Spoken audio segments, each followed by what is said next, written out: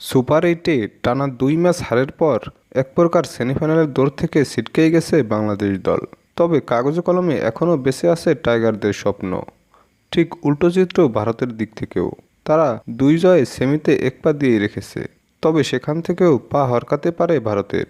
আর বাকি ২ দল অস্ট্রেলিয়া ও আফগানিস্তানও সেমির লড়াইয়ে ভালোভাবেই আছে। অর্থাৎ এই গ্রুপ থেকে এখনও ৪ দলের জন্যই সেমিতে যাওয়ার সুযোগ রয়েছে। সুপার এইটে নিজেদের শেষ ম্যাচে যদি অস্ট্রেলিয়া ও আফগানিস্তান জেতে তাহলে ৩ দলের পয়েন্ট হবে সমান ৪ পয়েন্ট।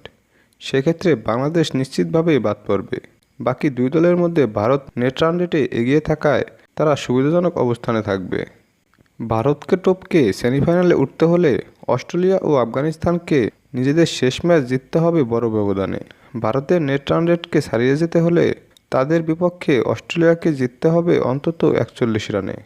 আর আফগানিস্তানের তখন সেমিফাইনালে যেতে হলে বাংলাদেশের বিপক্ষে জিততে হবে কমপক্ষে ৮৩ রানে। অর্থাৎ অস্ট্রেলিয়া ভারতকে ৪১ রানে হারাতে পারলে আর আফগানিস্তান বাংলাদেশকে ৮৩ রানে হারাতে পারলে তারা ২ দলই সেমিফাইনালে যাবে। বাদ পড়বে বাংলাদেশ ও ভারত। আর যদি ভারত ও বাংলাদেশ তাদের নিজ নিজ খেলায় জিতে যায় তাহলে ৬ পয়েন্ট নিয়ে নিজেদের শীর্ষ দল হিসেবে সেমিফাইনালে উঠবে ভারত। অন্য ৩ দলের পয়েন্ট হবে সমান ২ করে।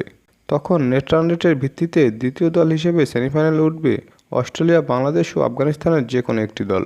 তবে বাংলাদেশকে সেমিফাইনালে যেতে হলে আফগানিস্তানের বিপক্ষে জিততে হবে ৩১ রানে। পাশাপাশি ভারতের কাছে অস্ট্রেলিয়াকে হারতে হবে ৫৫ রানে।